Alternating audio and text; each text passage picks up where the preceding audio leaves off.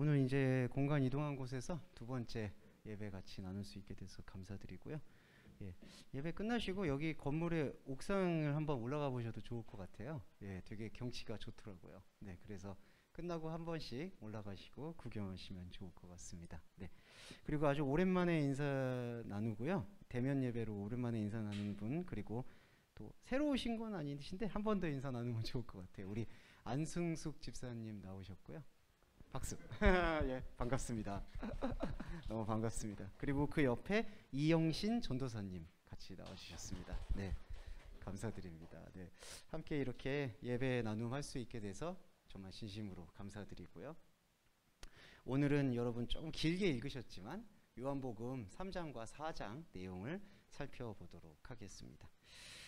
한 번씩 쭉 읽어보시고 오늘 말씀 풀이로 이렇게 같이 하시는 게 좋을 것 같아서요. 한번 다 같이 읽어봤고요. 제가 아마 2018년도에 요한복음을 나눈 걸로 기억을 하고 있습니다. 그런데 이제 요번에 다시 보게 되는 부분이 차이라기보다는요, 약간 관점이 다른 부분에서 얘기되는 부분이 있을 수가 있습니다. 그래서 혹시라도 2018년에 들으셨는데 이 부분하고 조금 매칭이 안 된다라고 느끼신다고 하더라도요, 한번 종합적으로 고려를 해보셔서 이제 깊이를 경험해 보시면 좋을 것 같아서요. 그 염두에 둔 말씀 같이 나누고 요한복음 바로 시작을 좀 해보도록 하겠습니다.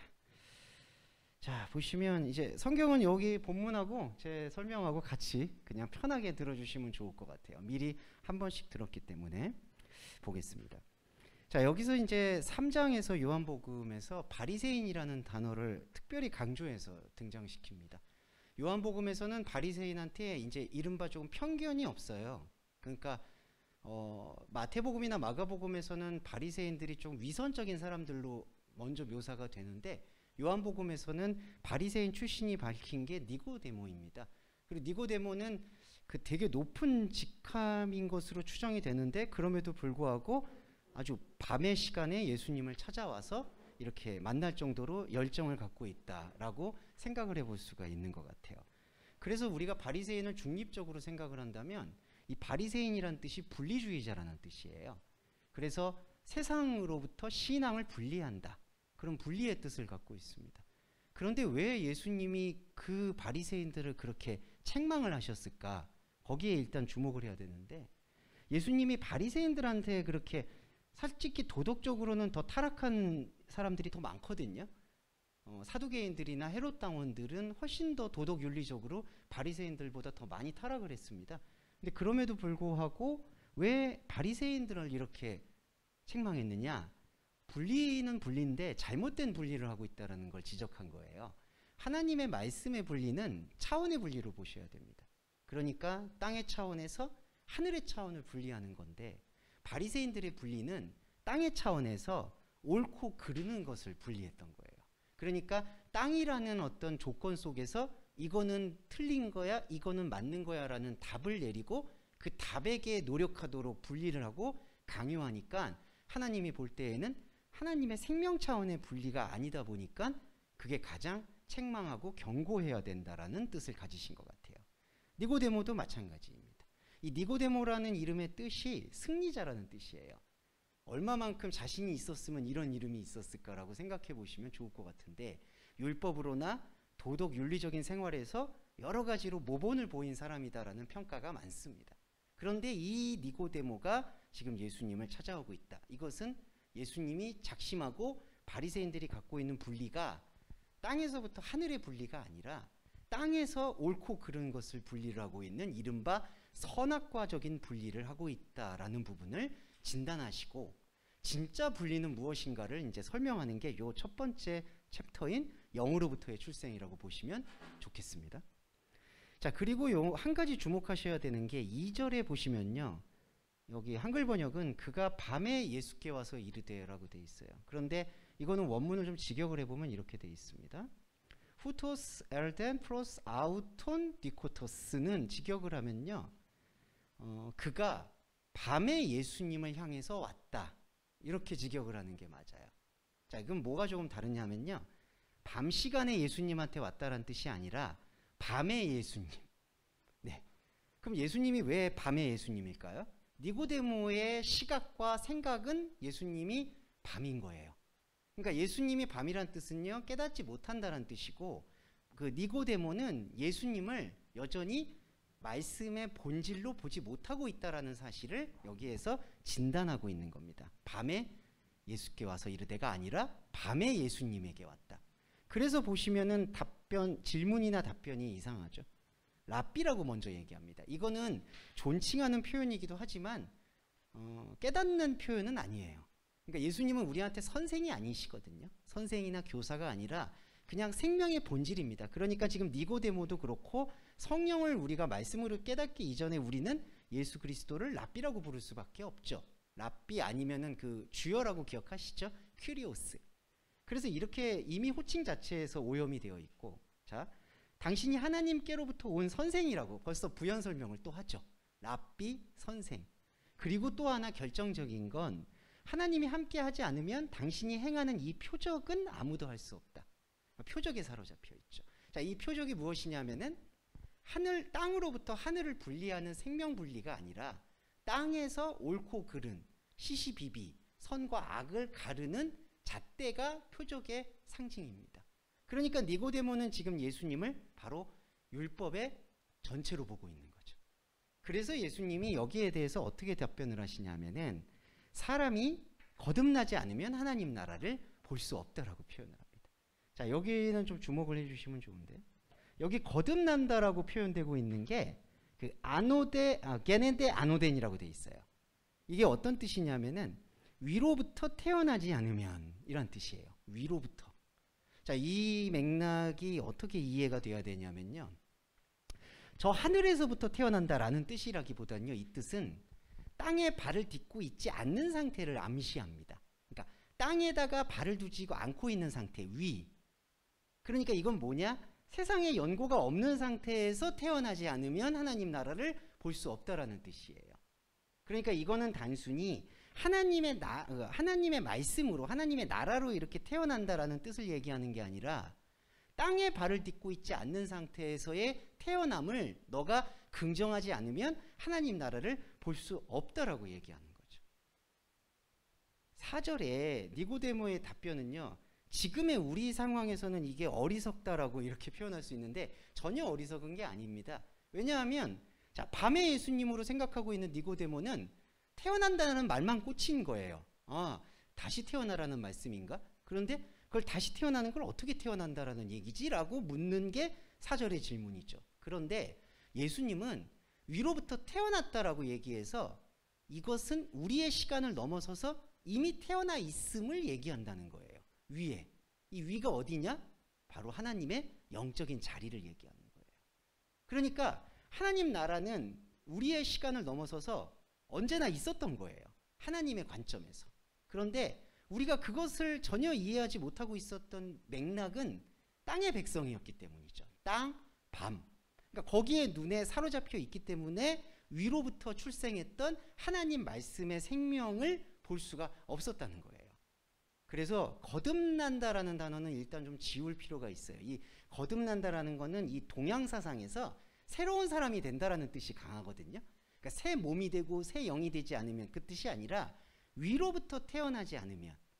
그러면 이 얘기는 하나님 관점에서는 그 위로부터 이미 우리가 태어나 있는 거예요. 그런데 우리가 땅에 묶여 있기 때문에, 우리의 시각과 안목이 땅에 묶여 있기 때문에 그 위로부터의 출생을 전혀 경험하지 못하고 있는 상황을 얘기하고 있는 겁니다. 그러면 여러분 이걸 역으로 들어가 볼까요? 지금 저희가 이 말씀의 흐름을 통해서 3절이 어떤 의미인지를 지금 여러분이 듣고 느끼셨죠? 그게 순종입니다. 순종. 그러니까 들으신 거예요. 그럼 들으면 어떻게 되는 건가요? 뭐 들어서 행해야 되나요? 이게 아니에요. 여러분이 들으셨죠? 알았죠? 그게 바로 3절에서 말하는 하나님 나라를 보는 거예요. 그러니까 예수님의 말씀 안에서 원래 위로부터, 하나님 시간 속에서는 원래 이로부터 나오는 하나님의 나라가 있었구나. 나의 출생은 바로 거기였구나 라는 거를 알게 되고 이해하고 받아들이는 순간 그 자체가 하나님 나라를 본다라고 이야기할 수가 있는 겁니다. 자, 그 다음에 모태에 대한 얘기를 아까 했잖아요. 바리새 니고데모가 두 번째 모태에 들어갔다. 이거는 어떤 생각인가요? 땅에서의 옳고 그름인 거예요. 그러니까 이 모태에 들어갔다가 난다라는 표현이 아까 4절에 이게 그냥 단순한 표현이 아니라 시편의 여러 가지 기록자들의 탄원을 보셔도 알겠지만 할 수만 있으면 내 인생의 모든 더러운 것을 다 지우고 싶다라는 강력한 열망이 담겨 있는 게 모태로 들어갔다가 나와야 됩니까? 라고 묻는 질문의 그 의도예요. 그러니까 아예 너무 더러우니까 완전히 다시 태어나야 되는 겁니까? 라고 아까 4절에 니고데모가 물었던 거예요. 그런데 여러분 지금 아까 3절에 예수님의 말씀을 풀어봤을 때 지금 우리가 아무리 흠결을 내가 내 의지로 닦고 없애려고 해도 없어지지가 않는다라는 것을 예수님이 아예 위로부터 태어난다라는 걸로 아예 못 박으셨던 거죠. 자, 그러면 5절이 나와요. 이 모태에 대한 이야기를 하신 다음에 예수님이 뭐라고 하느냐? 물과 성령이라고 표현을 합니다.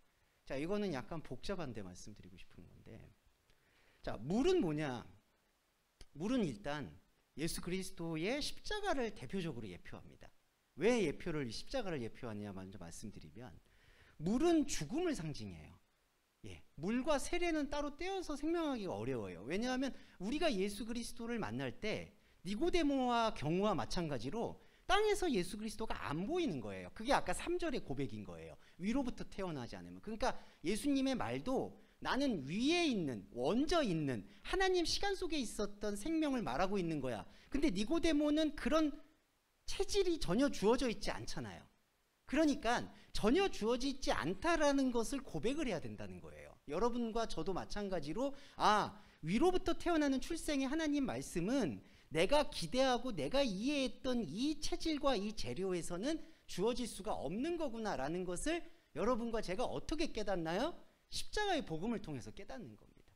십자가라는 건 하나님을 높이려는 우리의 종교심이 낳은 참극이에요. 예수님을 하나님 아들로 높이려고 했는 사람들의 모든 열심이 어떻게 됐죠? 결국 하나님 아들을 십자가에 못 박았잖아요. 그러니까 그게 말하는 바는 땅에서 아무리 하나님을 찾아도 보이지 않았구나라는 걸 고백하는 행위라는 거죠. 그게 물이에요. 그러면 그 물과 동시에 여러분 이 성경 전체에서 예수님 생애에서 뭐가 제시되느냐? 부활이 제시됩니다. 그 부활의 호흡이 바로 푸뉴마예요. 영이에요. 그래서 물은 십자가를 예표하고 그 십자가의 고백이 우리로 하여금 새롭게 숨을 쉬게 만드는 거예요. 그게 바로 물과 성령의 출생을 위로부터의 출생과 동일시한 겁니다.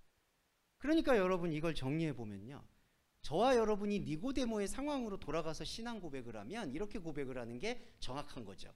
내가 하늘 아래 하고 있는 모든 행위가 십자가 행위였구나. 그러니까 뭐냐? 하나님의 아들을 십자가에 못 박는 행위였구나라는 것을 고백하는 게 물, 세례, 죽음의 고백인 거예요. 그런데 동시에 동시성이 항상 중요하죠. 동시에 그 고백을 이끌게끔 했던 것이 지금 우리한테 말을 건네고 있는 푸뉴마, 영이라는 거예요. 그래서 우리는 현상에서는 죽었지만 하나님의 위의 세계에서는 살아난 거예요. 네. 그래서 현상에서 죽었다라는 것에 대해서 6절에서 육으로 난 것은 육이요, 영으로 난 것은 영이라고 표현을 하고 있는 겁니다. 현상에 대해서 죽어 있는 것. 근데 되게 묘하죠? 이게 묘하다는 게 무슨 뜻이냐면, 그렇다면은 우리도 그럼 현상에 대해서 죽었으니까 현상이 아무런 가치가 없냐, 의미가 없냐? 근데 그렇게 말하는 게 욕망이라는 것까지도 우리가 짚어야 돼요. 그러니까 현상에서 죽었으니까 나는 현상에서 아무 일이 없어도, 그리고 아무 의미가 없네. 그거는 죽음을, 죄송한 말인데, 단절로 보기 때문에 그래요. 근데 죽음은 단절이 아니에요. 하나님 없는 상태의 지속이 죽음이에요. 자, 그러면 육으로 난 것은 육이요라고 했을 때 이거는 어떤 신앙 고백이 되죠? 내가 땅에서 하고 있는 모든 행동들은 죽어 있다라는 사실을 고백하는 행동이 육으로부터 나온 것은 육이라는 고백이에요. 그런데 여러분 아까도 동시성 말씀드렸죠? 그 죽음을 알고 고백할 수 있는 사람은 역설적으로 그 죽음의 노예가 되지 않아요. 사망이 이김에 삼킨 바 된다라고 말했던 고린도전서 말씀의 실현이 여기에 있는 거예요. 죽음을 죽음으로 아는 사람, 죄를 죄로 고백할 수 있는 사람은 그 안에 푸뉴마가 있는 거예요. 그래서 육으로 난 것은 육이요, 영으로 난 것은 영이라는 게 나는 이제 육의 사람이 아니라 영의 사람이야, 이 뜻을 얘기하는 게 아니라 나는 하늘 아래서 하나님 없이 주어졌던 모든 것들이 죽음임을 이제 고백할 수 있고 앞으로도 계속 고백할 거야 라고 선포하는 사람이 바로 육을 아는 사람이라는 거예요. 저와 여러분이 그 육을 아는 거죠. 근데 그 알의 본질은 영이라는 거예요. 육의 죽음을 알게끔 하는 본질인 영. 그래서 우리가 이른바 영에 속한 존재가 된다라는 겁니다. 여기서 영에 속한 존재의 핵심은 육을 버리고 영적인 것으로 올라간다라는 그러한 바리새적인 행동이 아니라 육은 그대로 육이에요. 그래서 우리는 죽음이 지속되는 거예요. 그런데 이 죽음의 지속을 고백하게끔 만들어주시는 그 푸뉴마, 그 영이 우리로 하여금 이제 무엇을 보여주냐 하면은 당신의 뜻을 보여주는 건데 그게 8절에 나와요. 영이 임의로 불매. 한글 번역은 여기서 그걸 푸뉴마를 바람으로 번역을 했습니다. 근데 이 푸뉴마라는 영이라는 게 바람으로 번역되는 거는 그 시편 언저리에 딱 한 번 등장하지 거의 전부 루아의 푸뉴마는 영으로 사용이 돼요. 그러면 이 8절의 주어는 영으로 보는 게 정확할 것 같고요. 심지어 이제 관사까지 사용됐기 때문에 그 영이, 그리고 여기 임의로 분다라고 얘기되는데 호프 델레이 퓨네이라는 뜻은 뜻을 갖고 움직인다는 뜻이에요. 자, 그 영은 뜻을 가지고 움직인다. 그럼 여기서 말하는 뜻이 뭘까요? 바로 하나님의 뜻이에요. 하나님의 뜻이라는 건요, 하나님이 우리에게 보여주고자 하는 하나님 나라를 얘기를 해요. 하나님 뜻. 그러니까 그 영은 우리에게 당신의 나라를 보여주는 거예요. 자, 그러면 저와 여러분은 당신의 나라인 하나님 나라를 보는 건데 그 보는 방식을 어떻게 이해하느냐? 8절에 아쿠에 듣는 거예요. 자, 이제 여기서 약간 갈리는 게 하나님은 우리한테 보여준다고 얘기하시잖아요. 그런데 우리가 가지고 있는 이 본다라는 한계는 이렇게 현상에 묶여있는 봄이라는 거죠. 그러니까 하나님이 이 성경책을 보여주셨어. 이걸 보여주셨어. 항상 대상이 있는 봄이에요. 그런데 영적인 봄이라는 거는 대상이 없는 보는 거예요. 대상이 없는 보는 거를 우리가 이 유한적인 생명 속에서 뭘로 느끼죠? 말씀을 듣는 걸로 느끼는 거예요. 그러니까 여기 보시면 소리를 듣는다라는 거는 그 말씀을 듣는다는 거고, 말씀을 듣는다는 것은 하나님 뜻을 본다는 얘기가 된다는 거예요. 그러니까 우리의 눈과 귀는 지금 현상적으로 여기에 그냥 보는 것에 길들여졌으니까 자꾸 표적을 얘기하는 거예요. 보여주세요. 아니, 한 번 보여주면 되는데 왜 그걸 안 보여줘요? 근데 예수님 여러분 아시겠지만 별거 다 하셨어요. 무리를 걸었죠. 귀신도 쫓았죠. 심지어는 나사로라고 이제 죽은 지 나흘 지난 사람까지 살렸잖아요. 그래도 못 믿잖아요, 솔직히. 네, 그게 바로 현상이 갖고 있는 본다는 거에 처절한 한계예요. 그래서 이 영의 뜻을 본다는 것은 우리가 말씀을 듣는 것으로부터 나옵니다. 자, 그리고 이걸 말씀을 듣죠. 듣게 될 때 나타나는 현상이 뭐냐 하면 8절의 후반부 문장인데 어디로 와서 어디로 가는지 알지 못한다. 자, 이 얘기는 어디로 와서 어디로 가는지를 이렇게 다른 사람들이 알지 못한다는 뜻이 아니라요, 이 성령과 연합되어 있는 영의 소리를 들어서 하나님 뜻을 비로소 보게 된 기독교인, 그리스도인 저와 여러분은 어디로 와서 어디로 가야 된다라는 그 목적지에 대한 의미를 잃어버리는 사람이란 뜻입니다. 어디로 와서 어디로 가는지 알지 못한다라는 뜻은, 자, 여러분 자신이 어디로 가서 어디로 와서 어디로 가는지를 알지 못하는 사람이 되는 거예요. 이제 영의 소리를 듣고 순종을 하셨으니까. 그러면 여러분과 저의 괴리가 뭐냐? 우리는 혼의 존재로서 어디로 와서 어디로 가는지를 늘 익숙하게 길들여져 왔었잖아요. 내가 어디서 출발해서 어디로 가야 돼. 심지어 종교조차도 내가 여기서 신앙생활을 해서 본향으로 가야 돼. 이렇게 어디로 와서 어디로 가는지를 움직였잖아요. 근데 말씀은, 영은 그거를 지우는 거예요. 그게 너하고 무슨 상관이냐고 얘기하는 거예요. 오히려 저희가 지난주에 가나 혼인잔치에서 봤듯이, 여자여, 그게 나와 당신과 무슨 상관이 있습니까? 이것도 마찬가지인 거예요. 영의 뜻을 듣고 거기에 순종하는 사람은 어디서 와서 어디로 가는지에 대해서 더 이상 관심이 없게 돼야 되는 거예요. 이게 니고데모한테도 포인트예요. 니고데모라고 말하는 이 분리주의자는 분명한 기준이 보이고 그 기준에 합당한 행동을 해서 의롭다 여김을 얻어야지만 직성이 풀리는 분리주의라는 거죠. 이게 땅의 차원에서 이게 맞고 틀려, 이게 선이고 악이야. 근데 예수님은 선과 악을 얘기하시는 게 아니라 생명을 얘기하신다는 거예요. 그래서 역설적으로 우리가 살고 있는 이 삶의 모든 부분이 생명이 아님을 고백하게 되는 존재는 우리 안에 진짜 생명을 받아들일 수밖에 없다는 걸 우리가 긍정하게 되고, 또 하나 어렵지만 견딜 수 있는 영적인 스탠스는 어디로 와서 어디로 가는지를 끊임없이 요구하는 그런 육적인 신앙생활을 점점점 멀리하게 된다는 거죠. 이 멀리하게 되는 것도 뭐 우리가 멀리해야지 말아야지가 아니에요. 이 말씀의 행간을 우리가 계속해서 추구해 나갈 때 이 바람의 소리, 영의 소리는 우리한테 확실한 영적인 움직임, 위로부터 태어난 체질로 우리를 압도할 수밖에 없다. 이렇게 생각하시면 좋을 것 같습니다. 자, 이게 제 첫 번째 단락의 니고데모의 이야기였어요. 자, 니고데모의 이야기와 연결해서 이 진도가 좀 많기는 한데 요한복음에 여러분 흠취하시길 바라는 마음에서 그냥 진도를 많이 그냥 뽑도록 하겠습니다. 자, 영생과 심판에 대한 부분이에요. 요한복음 3장 14절에 등장하는데, 자, 이 부분도 조금 난해한데 좀 설명을 드리고 싶어요. 모세가 광야에서 뱀을 든 것 같이 인자도 들려야 하리니 라는 부분이 이제 등장을 합니다. 자, 모세가 그 첫 번째 이제 시작을 좀 해볼게요. 광야 생활을 이제 하고 있어요. 모세와 백성들이. 근데 불평과 원망이라는 단어가 나오죠. 근데 이제 우리가 거기서 좀 종합적인 걸 읽어야 돼요. 광야에 살고 있는 사람들이 하나님이 믿기 힘들어서 불평과 원망을 하는 거냐라는 것만 있는 게 아니라 우리가 하나님을 어떻게 더 열심히 섬길 수 있을까라는 고민도 그 불평과 원망 안에 함축됐다라고 봐야 돼요.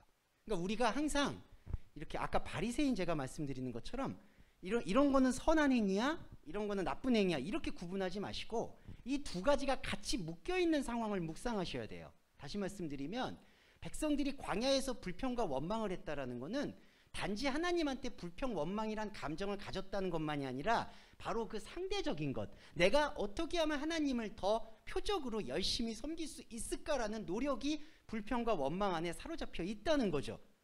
그 불평과 원망이 결국 뭘 가져왔나요? 불뱀을 가져옵니다. 그 하나님이 불뱀을 내리는 걸로 묘사했지만 나중에 구약 성경을 조금 더 설명드리고 싶은 거는 있는데 오늘 함축적으로 말씀드리면 그건 하나님이 허락하셨다기보다는 인간이 가지고 있는 그렇게 하나님을 잘 섬기려고 하는 오히려 그 마음이 뱀의 독을 품게 만들어요. 이 불뱀이란 뜻이 결국 그 독을 가진 뱀이라는 의미입니다. 근데 그 독이 어디서 나왔을까요? 뱀은 지혜를 뜻해요. 그러면 사람의 생각과 사람의 기준에서 여러 가지 지혜를 떠올리겠죠? 그러면서 거기에서는 세상의 욕심도 있겠지만 하나님을 더 잘 섬기고 싶어하는 표적주의적인 마음도 들어갑니다. 그러면서 그 지혜를 동원해서 신을 섬기려고 할 때 필연적으로 나오는 게 독이에요. 그 독이 인간을 죽여요. 그래서 모세가 불뱀을 높이 든 게 아니라 놋뱀을 들었다는 것은 이 뱀으로 상징되는 인간의 지혜가 아무것도 아님을 보여주는 거예요. 이게 들리는 거예요. 자, 그리고 또 하나, 들린다라고 했잖아요. 이 들린다라는 게 이제 랩처라는 뜻인데 이 들림과 아까 위로부터 태어나는 것과는 밀접한 연관이 있습니다. 들렸다라는 건요, 단지 십자가의 의미만을 얘기하는 것만이 아니라 땅에 발을 디딜 수 없는 상태가 되었다라는 의미를 또 하나 함축하고 있습니다. 아까 위로부터 태어났다는 것도 그렇죠. 땅에서부터 올라섰죠. 필연적으로. 여기도 마찬가지예요. 광야에서 뱀이 올라갔죠. 이 뱀이 들렸다라는 것은 이 뱀으로 생각하는 지혜가 더 이상 사람이 갖고 있는 땅의 생각으로 뒤섞일 수가 없다라는 사실을 필연적으로 보여주는 거예요. 그런데 여러분 반대로 그렇게 들린 놋뱀이 다시 우리의 삶 속에서 적용이 되면 어떻게 될까요? 또 불뱀이 되는 거예요. 그 뱀은 또 우리 안에서 지혜라는 명목으로 인간을 죽이게 되는 겁니다. 그래서 들린다라는 거. 이게 십자가 복음을 얘기하는 의미는 또 어디에서 연동이 되냐면 예수 그리스도의 십자가의 행위가 결국 인간이 땅에서 아무리 메시아를 찾아도 메시아가 없다라는 사실을 증거해 주는 거예요. 인자가 들린다라는 게.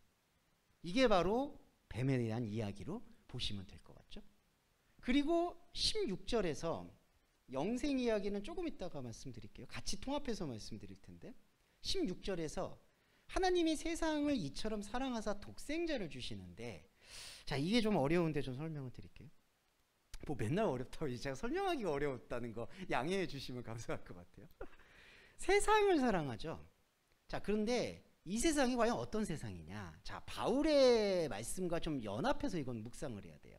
하나님이 사랑한 세상은 우리한테 주어져 있는 이런 그 하나님의 말씀조차도 인간의 지혜로 오염시키려고 하는 그 코스모스가 아니라, 우리가, 자, 이렇게 생각해 보세요. 우리가 우리의 지혜로 완전히 묶여 있는 코스모스가 있죠. 그런데 아까 지금 위로부터 태어나는 복음, 그 다음에 인자가 들려야 되는 이 복음을 이해하게 될 때 저와 여러분에게 어떤 현상이 오느냐, 부정하든 부정하지 않으시든 여러분 안에 이 코스모스는 산산이 흩어져요. 예, 현상적으로 흩어지는 게 아니라 상태가, 영적 상태가 흩어져요. 그러면 그 다음에 비로소 보이는 게 있어요. 그게 뭐냐? 지금 16절에 말하는 그 세상이에요. 그러니까 이게 좀 오해를 많이 하시는 경향이 있는데, 하나님이 우리한테 주어져 있는 이 현실 세상을 사랑해서 독생자를 주셔서 이 현실 세상을 영적 세상으로 변화시켰다라는 게 아니라, 이 현실 세상을 산산이 흩어내서 원래 있었던 하나님의 창세전의 코스모스를 보여주신다는 거예요. 이해되시죠? 그래서 바울이 이거를 에베소서인가요? 빌립보서에서 만물 중에 만물을 충만케 하셨다. 만물을 왜 두 번 쓸까요? 그게 첫 번째 전자가 우리한테 주어진 만물, 두 번째 전자의 만물은 하나님의 차원에서 원래 있었던 만물. 이게 바로 우리의 만물이에요. 우리의 세상이에요. 그래서 하나님의 세상은 우리가 가지고 있는 이 세상을 변화시키는 그런 그 동력을 말하는 게 아니라, 우리가 살고 있는 세상의 규칙과 생각에서 하나님을 찾으려는 모든 마음을 산산이 흩어내고, 그 모든 것이 흩어내고도 어떤 것도 증명할 수 없어도 오직 하나님이 보내신 모노게네스, 그 독생자를 통해서 만날 수 있는 생명을 주셨다라는 거예요. 이게 세상을 사랑했다라는 원리가 될 것 같고요. 그런 의미에서 그러면 여러분과 저는 이 주어진 그런 코스모스는 어떻게 살아야 되는 겁니까? 결론적인 부분을 말씀드리면, 진짜 세상을 발견하기 위한 생명의 과정으로서 받아들일 필요가 있다는 거예요. 이게 엄청난 차이가 있는 게 왜 그러냐면, 자, 내가 가지고 있는 세상이 썩었으니까 이 세상을 변화시켜야 돼라는 것도 무의미하고요.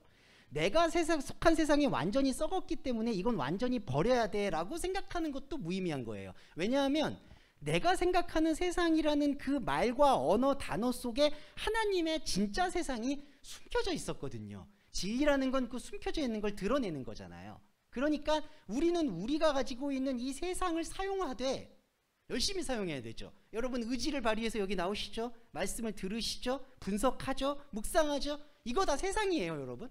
근데 그걸로 뭔가를 쓰임새를 해서 하나님한테 제물을 바치려는 거를 다 걷어내는 말씀의 진리로 사용하게 되면, 그때 비로소 우리한테 영생이 주어진다는 거죠. 영생은 여러분 잘 아시겠지만 영원한 것은 믿는 사람이나 믿지 않는 사람이나 누구에게나 주어져 있는, 이른바 동양적으로 설명하면 숙명입니다. 그러니까 그거는 우리가 뭐 부정하고 싶어서 부정되는 문제가 아니에요. 그런데 그리스도인은 그 영원에 주어진 조건을 생명으로 채우는 존재예요. 그래서 영생이라고 말하는 거예요. 그래서 여기 보시면 멸망하지 않고 영생을 얻게 한다. 그럼 반대로 멸망은 뭘까요? 그 영원한 조건에 생명이 없는 걸 멸망이라고 얘기하는 거죠. 예, 자, 세상에 대한 사랑, 이 부분을 조금 말씀드리고 싶었고, 시간이 좀 지나갔지만 그래도 좀 말씀드릴게요. 17절에 하나님이 그 아들을 세상에 보내신 것은, 자, 세상을 심판하려 함이 아니요 세상이 구원에 이르게 하려 합니다. 자, 이것도 기준이 좀 중요합니다. 자, 세상을 먼저 우리가 가지고 있는, 우리라고 얘기해서 죄송하지만 사람이 갖고 있는 인식이 이렇게 돼 있어요. 자, 이게 심판이고 이게 구원이야. 자, 이렇게. 그러니까 세상을 심판하려는 게 아니라 구원하시려는 거야. 이렇게 돼 있어요. 근데 이거를 잘 보셔야 돼요. 심판이라는 건요, 부정적 의미만 있는 게 아니라 심판이란 단어 안에 희망적인 의미도 있어요. 그러니까 하나님의 희망이 아니라 사람이 생각하는 기대. 심판하는 이유가 뭘까요? 시시비비를 가리려는 거예요. 예, 선과 악, 옳고 그름, 이건 지옥, 천국, 이거 구원, 이거 불멸, 그러니까 이거 지옥 이런 식으로. 그러니까 여러분 세상을 심판하려 하심이라는 게 나쁜 의미로 심판한다는 것만이 아니라 사람이 생각하는 기대까지도 심판한다는 얘기예요. 역설적으로 세상을 세상은 이렇게 심판받고 구원받는 거구나. 이 사람은 구원받고 이 사람은 심판받는 거구나. 이렇게 생각하는 자체의 생각이 바리새이적이라는 거고 나는 그렇게 온 게 아니라 하나님은 세상이 구원을 경험하게 하려 합니다. 그럼 이때 구원은요? 심판의 반대 개념이 아니라 그 심판에 묶여있는 인간적인 생각과 기대와 완전 무관하게 우리한테 원래 주어져 있었던 하나님의 선물이라는 거죠. 그러니까 이 인식이 필요해요. 그러니까 예수님이 나는 심판하려 한 게 아니라 너희들 구원하러 왔어. 근데 이렇게 되면은 그때 인식하게 되면 심판과 구원이 이렇게 상대적인 개념이 되는 거예요. 난 심판 안 해. 구원해 줄 거야. 이게 아니라요. 심판이라고 생각하는 것 안에 이미 구약 백성들이 하나님을 그렇게 생각하잖아요. 내가 잘하면 복을 받고 못하면 저주를 받아. 그게 뭐죠? 그때 말하는 복도 심판의 범주라는 거예요. 범위. 그러니까 그 범위를 내버리는 게 세상을 심판하려 함이 아니라 구원에 이르게 하려 함이라는 인식인 거예요. 이런 게 어려운 게 왜냐하면 자꾸 이렇게 나열이 되어 있으니까 심판이 아니라 구원이야 이렇게 받아들일 수가 있거든요. 근데 그게 아니에요. 전혀. 심판에 대한 기대는 나는 심판당한 사람이 아니고 저쪽은 심판당할 사람이야. 그래서 여러분 죄송한데 심리학적으로요. 지옥 갈 사람이 없다라고 만약에 얘기하면은 천국에 들어갔다라고 믿고 싶어하는 그리스도인은 상당히 실망을 해요. 이게 나만 그러면 들어가야 되는데 다른 사람들 다 들어간다는 얘기야? 이게 말이 돼? 그러니까 뭔가 사탄을 만들어내고 마귀를 만들어내가지고 지옥이 있어야 되는 걸 전제를 해요. 왜냐하면 그 동기부여를 그렇게 했으니까. 이 말세고 종말론이 있으니까 이 지옥에 빠지지 않기 위해서 하나님의 어떤 열심을 더해야 된다라는 게 강하게 주였으니까. 근데 여러분 단언컨대 그 욕망이 바로 심판의 다른 말이라는 거예요. 그러니까 하나님은 세상을 그런 방식으로 너한테 보여주는 게 아니다. 그러면 그런 방식으로 눈 멀고 귀 먼 사람에게는 하나님의 종말은 오히려 전혀 보이지가 않습니다. 그리고 구원도 안 보여요. 왜냐하면 그 심판의 쳇바퀴 속에서 너 심판 나 구원 이걸로만 지금 놀아나니까. 그러면 이때 구원은 뭐냐? 위로부터 태어난 것, 그리고 완전하게 달라진 것, 아까 인자도 들리는 것, 그 생명의 차원이 우리한테 드러나는 것을 얘기하고 있고요. 자, 이 부분을 조금 더 부연 설명하는 핵심이 19절인데 그 정죄는 이것이니라고 되어 있는데 정죄가 아니라 심판이란 단어예요. 그러니까 17절에 쓰고 있는 크리스라는 단어와 동일한 단어예요. 19절에 그 심판. 예수 그리스도가 심판에 대해서 설명을 해줘요. 자, 빛이 세상에 와요. 자, 빛이 세상에 와 있어요. 자, 이거 이렇게 인식해 주세요. 그런데 사람들이 자기 행위가 악함으로, 자, 이것도 해석 드릴게요. 자기 일이 악하다라고 말하는 이 일이 뭐냐면요, 가르 아우톤 포네라 엔 타 에르가예요. 그 일이 악하다. 이게 포네라라는 뜻인데요. 포네라가 여러분 발전된 단어가 조금 민망하지만 포르노라는 단어로 발전을 했죠. 근데 이 단어가 무슨 뜻이냐면은 독하다, 악하다라는 뜻도 있는데 또 근원적으로 들어가 보면 인간이 우겨 싸는 비참함, 고통, 안타까움, 악랄함, 발버둥 이런 뜻이 있어요. 악이라는 게. 그러면 비탄과 발버둥과 고통이라는 게 어디서 기인했죠? 인간의 노력에서 기인한 거예요, 여러분. 그러니까 자기 행위가 악하다라는 뜻은요, 도덕적으로 비도덕하다라는 얘기만을 하는 게 아니라 이 행위의 근원이 아까 심판의 범주 아래, 선악과의 범주 아래 묶여 있는 거예요. 여러분, 이 선악과의 범주에 묶여 있으면 이 행위는 늘 고통을 수반해요.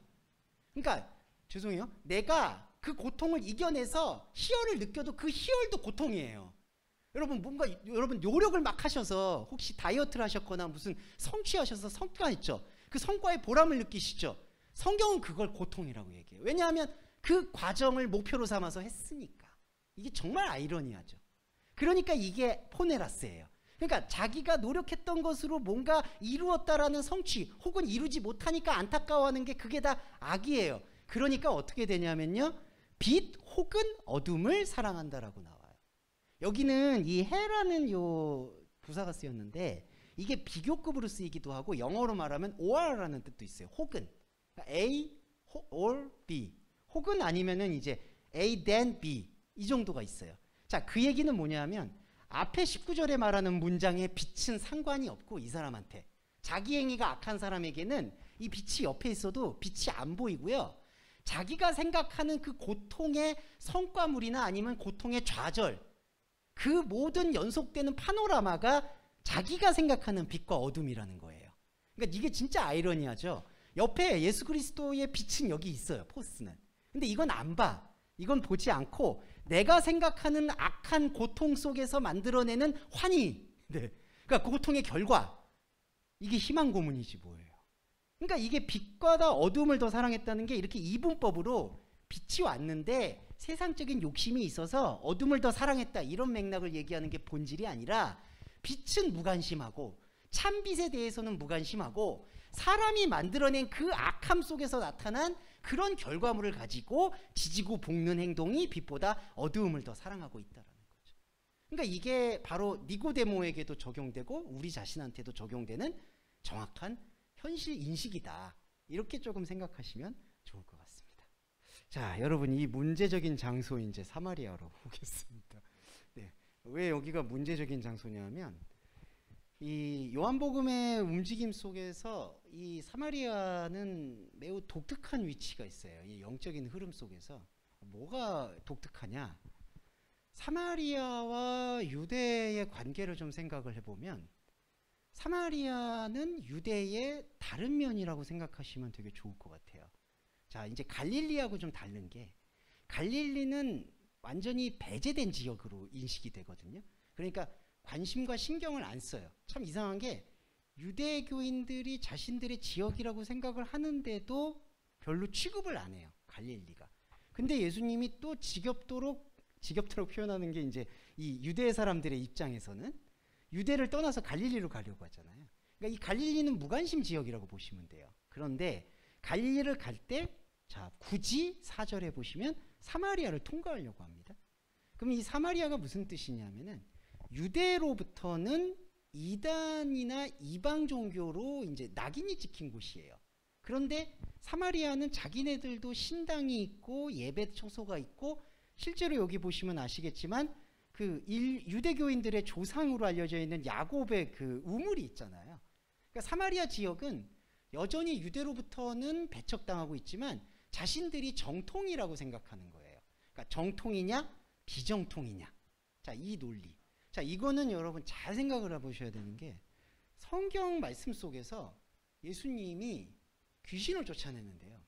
귀신의 기원이 물론 정신적인 해리장생을 앓는 사람들도 당시에 있었을 거예요. 그런데 예수님이 거라사 지역 같은 데를 예를 들어 보면 귀신을 쫓아내고 귀신을 쫓은 사람, 귀신 들린 사람을 쫓아내잖아요. 근데 그 귀신이 어디서 연유했느냐, 이게 중요한 게, 이 귀신이 오히려 바리새인이나 정통의 사람들로부터 연유할 수가 있는 거예요. 무슨 뜻이냐면, 만약에 제가 정통한 바리새인인데 제가 어떤 대상이, 죄송한데 성도님이 뭔가 마음에 안 들어, 교회에서 자꾸 옳은 소리지만 쓴소리하고 막 그러니까 쫓아내고 싶어, 그러면 제가 성경의 권위를 빙자해서 성도님을 그냥 귀신 들린 사람으로 규정을 해요.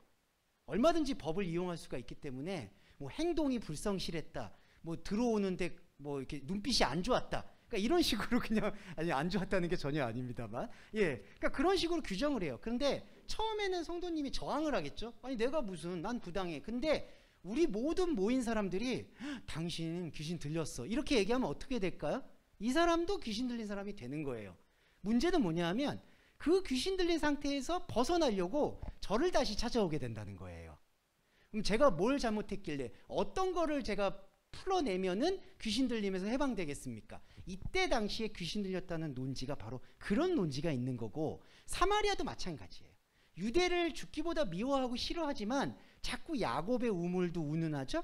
그리고 그림심산이라고 우리 예배하는 초소가 있습니다라고 얘기하죠. 그런 이유는 뭐냐 하면, 어떻게 하면 우리도 정통이 될 수 있겠습니까? 라고 생각하는 게 사마리아의 관성이라는 거예요. 자, 3장과 4장을 관통하고 있는 말씀 속의 핵심은 인정받으려고 한다는 거죠. 누구한테 인정받을까요? 쉽게 얘기하면 세상한테 인정을 받으려고 하는 거예요. 하나님의 종교가. 오늘날의 교회도 죄송한 말인데 전혀 다르지가 않습니다. 그냥 누군가에게 인정을 받고 그게 하나님의 영광이라고 생각하는 상태. 안타깝지만 사마리아 역시도 바로 그 상태라는 거죠. 이거는 여러분 누가복음에 나오는 사마리아인하고 약간 개념이 다르니까 그 사마리아 개념하고 같이 이렇게 연속으로 말아주셨으면 좋겠고, 이 사마리아는 3장에서부터 이어져 내려오는 그 개념으로 이해하시면 좋겠어요. 자, 그래서 이 역시도 선악의 논리라는 걸 생각해 주시면 좋겠습니다. 사마리아. 자, 그런데 사마리아인에게 자, 뭐라고 얘기하냐면은, 여기 보세요. 9절에서 물을 달라고 하잖아요. 그랬더니 유대인이 사마리아와 상종하지 않는다. 자, 우리가 이런 거를 읽을 때 아까도 말씀드렸지만 요 반대편도 같이 읽어주는 이제 묵상이 필요해요. 상종하지 않는다는 건요, 미움이 있다는 얘기고 대립을 한다는 얘기예요. 대립을 한다라는 건요, 계속 싸운다는 얘기입니다. 싸우는 건요, 무언가 해결을 해야 되는 니드가 있기 때문이에요. 그러니까 여러분, 그리스도인은 이렇게 싸우는 존재가 아니에요. 솔직히. 선으로 악을 이겨라, 이것도 번역이 잘못된 거 저번에 한번 말씀을 드렸지만, 선을 도구 삼아서 악을 이기는 게 아니에요. 이 악은 솔직히 우리가 갖고 있는 현상 그 자체예요.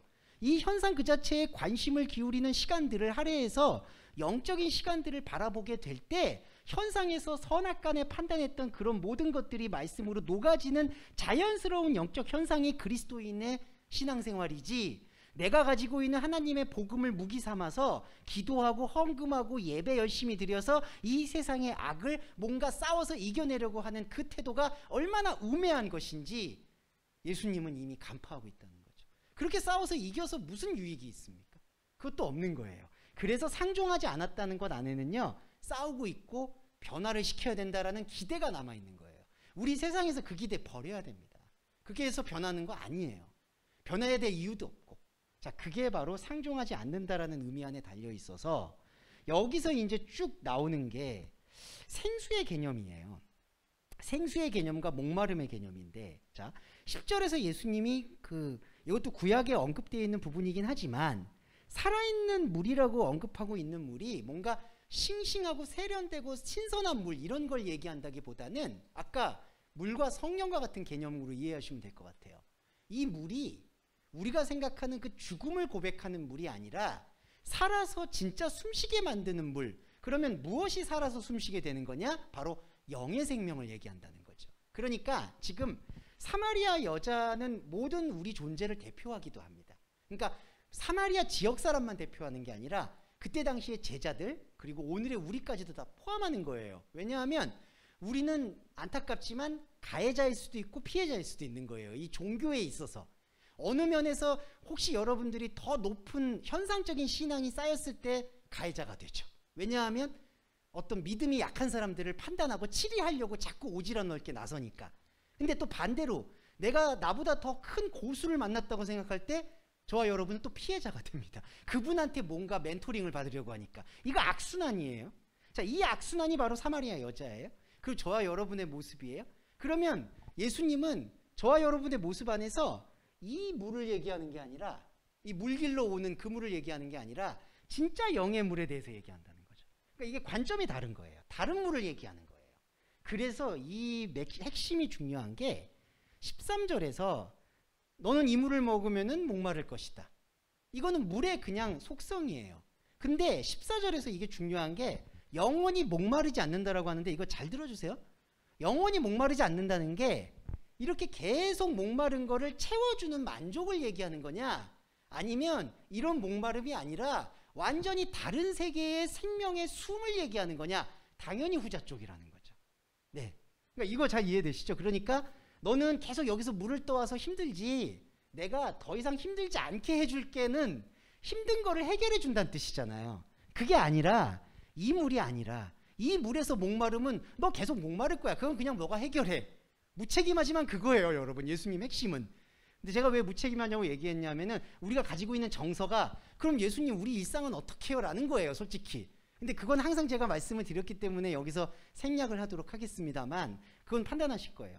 이건 뭐냐? 이거를 내 육신의 문제나 내 목마름을 해결해 주는 그런 해결책으로 영원히 목마르지 않는 게 아니라 진짜 목마르지 않을 수밖에 없는 생명이 너한테 있다. 그게 여기 보세요. 영생하도록 솟아나는 샘물이 된다라고 얘기하는 거죠. 이 샘물이란 단어도요, 물의 근원이란 뜻이에요. 그러니까 물의 근원은 뭐냐 하면, 여기서 말하는 물은 우리가 생각하는 우리의 주어진 조건들이고, 그 조건들의 원래 근원, 조건은 뭔가요? 저와 여러분의 이 유한함을 얘기하는 거예요. 이 유한함이 조건이에요. 이 유한함의 의미가 있는 게 아니에요. 조건입니다. 이 조건 속에서 그럼 나는 왜 유한한 존재로 태어났을까? 나는 왜 이런 생각을 할까? 그거의 근원이 뭔가를 돌아다 보게끔 만들어주는 게 예수님의 역할이라는 거죠. 이게 말씀의 역할입니다. 그래서 15절에서 물을 주사 목마르지도 않고 물길로 오지도 않게, 여기 여자요, 여러분 성령을 깨우친 답변은 아니에요. 왜냐하면 문제를 해결하고 싶어 하니까. 근데 예수님이 점점 이 여자와 대화를 하면서 그 여자 안에 있는, 저와 여러분 안에 있는 영적인 핵심을 찌르는 것, 그걸 우리가 들을 수 있어야 되는 거죠. 남편 이야기가 나오죠. 자, 남편이 뭐냐? 남편이 없다는 뜻이 있지만 동시에 저는 남편을 소유할 수가 없습니다. 그래서 예수님이 17절에 너가 남편을 소유할 수 없다 하는 말이 바로 맞다. 왜냐하면 이 남편이 생명의 비유 속에서 뭐죠? 우리 안에 찾아오는 그리스도예요. 그리스도는 소유되는 게 아니죠. 왜냐하면 소유라고 생각하는 순간 우리의 마음과 생각은 이미 하나님의 위로부터 태어난 것과는 무관한 거를 디자인할 수밖에 없는 거예요. 그 디자인 안으로 또 끌어당기는 거예요. 모든 말씀들이. 그래서 우리가 이 말씀을 계속 예배한다는 건 그걸 자꾸 잘라낸다라고 보시면 됩니다. 진짜 분리, 바리새인적인 분리가 아니라 영적 분리를 하신다고 보시면 좋겠습니다. 자, 이런 부분으로 이제 였고, 사마리아 두 번째 보시면 자, 이런 맥락들이 있어요. 자, 근데 이제 세 번째로는 예배 장소를 얘기하잖아요. 장소를 얘기한다는 거는 시공간을 얘기하고 예배의 본질을 묻기보다는 예배의 형식을 묻는 거예요. 자, 형식을 묻는 거에 이게 중요한 게 형식을 물을 때 사람들이 항상 나는 다르다고 생각하는 게, 나는 그 형식을 통해서 진짜 진심을 드러낼 거야. 그러니까 이른바 헌금론인데, 자, 이런 것도 있어요. 자, 열심히 헌금을 했어. 근데 어떤 다른 사람들과 달라. 나는 정말 힘든 와중이지만 열심과 진심을 다해서 헌금을 했어. 그러면 나의 형식은 의로운 거야 라는 생각을 갖는다는 거죠. 그런데 예배는 그 자체가 아니라는 거예요. 그러니까 내가 뭔가 열심을 다해서 하는 그 자체가 아니라는 거예요. 예배는 뭘까? 상당히 어렵지만 영과 진리 안에 노출하는 그 이상도 이하도 아니라는 거예요. 영과 진리. 자, 영은 뭐죠? 우리 안에 완전히 다른 걸 보여주는 활동이고요. 진리는 뭐죠? 진리는 우리가 해야 될 몫인데, 우리가 눈꺼풀이 가리워졌던 부분들을 계속해서 벗겨내는 과정이 진리 작업이에요. 그러니까 진리 작업을 우리가 하면 할수록 우리 안에 푸념하는 점점 더 깊어지는 거예요. 자, 그거를 우리 안에서 움직임으로 주고 있다라고 보시면 될 것 같고요. 자, 이제 5분만 더 쓰겠습니다. 참된 양식인데, 자, 이제 이렇게 예수님과 사마리아 여자가 대화를 하고 있어요. 이게 바로 어떻게 보면은 영적 대화거든요. 근데 영적 대화의 와중에 안타깝게도 제자들은 저기 동네에 가서, 도시에 가서 먹을 걸 사러 왔어요. 네. 왜 제자들이 먹을 걸 사러 왔을까요? 사마리아 사람들과 상종하지 않으려는 규칙을 지키려다 보니까 그냥 예수님한테 같이 따라가기는 뻘쭘하고 뭐 해야 되겠고 하니까 거기로 들어갔어. 근데 또 어디로 들어갔냐 하면은 추정컨대 사마리아 마을로 들어간 걸로 추정이 돼요. 그러면 말은 안 섞는데 먹을 건 사. 이것도 아이러니죠. 자, 그런 상황 속에서 제자들이 랍비어 잡히소서 얘기해요. 자, 여기도 이 호칭을 보세요. 되게 의도가 있죠. 랍비어. 그러니까 당신이 지금 사마리아 사람들과 말을 섞어야 될 수준입니까? 당신 자꾸 이러면은 우리가 오해를 받습니다라는 그런 간곡한 게 묻어 있는 거예요. 네. 그러니까 여러분 그런 거 있죠. 사람 부를 때 뭔가 조금 뭐 이렇게 추책맞게 굴지 말아라 이럴 때 뭐 누구 씨, 누구 아빠 뭐 이런 식으로 좀 강조해서 부르는 경향이 있잖아요. 정신 차려라 이런 표현이에요. 랍비어 잡수소서. 그러니까 딴 거 하지 마시고 좀 먹어라. 그랬더니 우리 예수님이 워낙 또 예수님이 또 꼬장꼬장 하시니까 가만히 있질 않죠. 그래서 너희들이 알지 못하는 양식이 있다라고 얘기를 해버려요. 그건 뭐냐? 너희들의 관심사와 나의 관심사가 완전히 다르다. 그걸 알아야 된다. 결국에는 근데 요한이 성령을 체험한 이후에 그걸 알았던 것 같아요. 그러니까 이 장면을 기억했던 것 같아요. 알고 있어. 그래서 어떤 양식이냐? 34절에 나의 양식은 보내신 이의 뜻을 행하며 그의 일을 온전히 이룬다. 자, 여기서 양식이 먹는 거라는 뜻을 갖잖아요.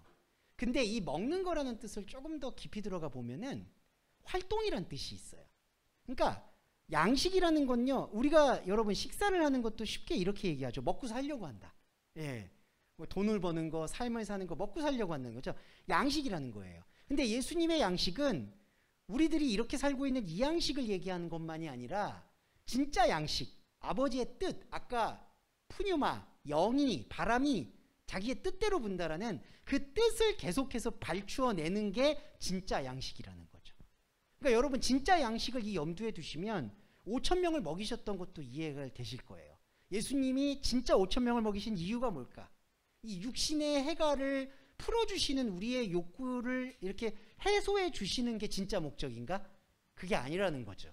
그러니까 우리가 예수님의 말씀을 들을 때에도 진짜 양식이 무엇인가에 계속해서 포커스를 바꿔줘야 된다. 그래서 이 양식이라는 포커스를 좀 바꿨고요. 자, 이제 35절과 38절이 약간 복잡하지만 요걸 한 번에 쫙 풀어드리고 저희가 좀 식사를 하거나 차를 마실 때 잠깐 얘기를 또 부연 설명을 드릴게요. 35절에 넉 달이 지나야 추수할 때가 이르렀다고 하죠. 자, 이거는 뭐냐? 넉 달이 지나야 추수할 때라는 거는 자연의 이치를 얘기하는 거예요. 그러니까 사람 사는 원리. 제자들이 아까 먹으소서라고 얘기하잖아요. 그 잡수소서, 그 양식. 그러니까 먹고 사는 거.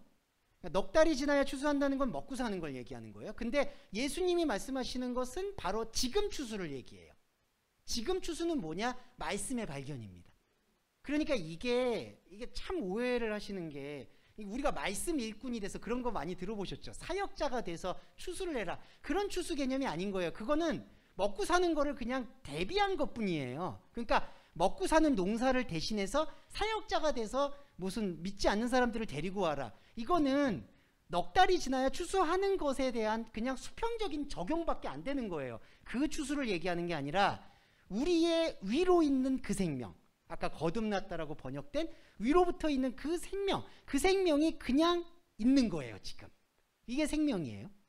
자, 그런데 여기 보세요. 거두는 자가 삭슬 받죠. 임금을 받죠. 영생을 위해서 열매를 모으죠. 자, 이게 바로 유대인들의 상징인데 우리의 상징이기도 해요. 우리의 종교성이 필연적으로 나타나는 거는 임금을 받는다는 게 교환이거든요. 내가 뭔가 열심히 하고 노력을 해서 열매를 모으는 거. 근데 그 열매를 모으는 목적을 영생이라고 둔 거예요. 근데 여러분 요것만 보고 볼게요. 뿌리는 자 빼고 볼게요. 거두는 자가 임금을 받아서 영생에 위한 열매를 모아. 그럼 진짜 이 열매가 영생을 위한 열매가 될까요? 안 돼요. 여기 보세요. 상을 받았다는 것, 상을 받았다는 것, 대가를 받은 게 아니잖아요. 예수님의 말씀은 은혜 그 자체잖아요. 그러면 우리는 노력을 이렇게 한 거예요. 저와 여러분 지금 혼적인 자아는 이렇게 노력을 하는 거예요. 거두는 자의 노력. 근데 이 거두는 자의 노력 안으로 뭐가 들어왔느냐? 뿌리는 자가 들어온 거예요.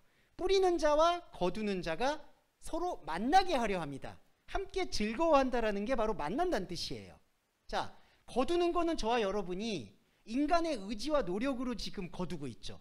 저와 여러분도 초기에 신앙생활할 때에는 영생에 대한 생각을 갖고 열매를 모으려고 우리가 노력을 하잖아요.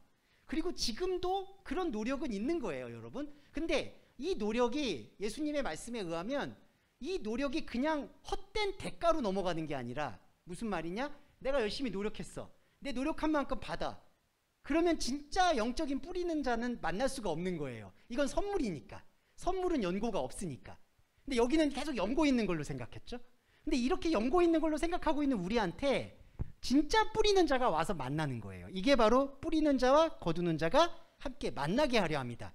예수님이 지금 오신 것 자체가 그 역할이죠. 자, 그러면서 37절에서 한 사람이 심고 다른 사람이 거둔다는 말이 옳다. 한 사람이 심고 다른 사람이라고 했는데 이거는 약간 의역이고요. 직역을 해보면요. 알로스 에스틴 호 스페론 알로스 호 데리존. 이건 직역은요. 씨를 뿌리는 다른 사람도 씨를 거두는 다른 사람도. 이게 약간 해석이 약간 애매할 수 있는데 이거 잘 말씀드릴게요. 뿌리는 사람이나 거두는 사람이나 알로스라는 거예요. 다르다는 거예요. 뭐가 다를까요? 이게 중요한 게, 자, 36절에서는 제가 제 노력으로, 여러분도 여러분 노력으로 열매를 모으잖아요. 근데 열매를 모으는 과정에서 진리의 말씀이 딱 맞닥뜨리잖아요. 딱 맞닥뜨리게 될 때 뭘 발견하냐면은, 자, 여러분과 제가 지금 거두는 사람이잖아요. 근데 거두는 사람인데, 아, 내 안에 하나님의 씨 뿌리는 자와 접붙임되는 진짜 거두는 내가 있구나. 그걸 발견한다는 거예요, 여러분. 이해되시죠? 알로스, 거두는 사람. 그러니까 36절에 거두는 사람은 나의 의지와 나의 자아고요. 37절에 거두는 나는 진짜 씨 뿌리는 알로스, 다른 사람을 만나서 이 세상이 아닌 위로부터 난 다른 존재를 만나서 그 다른 존재와 연합된 다른 거두는 자가 되는 거예요, 내가. 그러니까 앞에서는 그냥 임금을 받고 일하는 원인과 결과에 묶여있는 나였다면, 그 거둔 자였다면, 그 거둔 추수가 하나님의 진짜 씨 뿌림에 대한 거두는 추수로 돌변하게 되는 게 참된 말씀이다. 37절에 바로 그걸 얘기하는 거예요. 그래서 그걸 부연 설명하는 게 38절에서 내가 너희를 수고하지 않는 것을 거두러 보낸 것이다.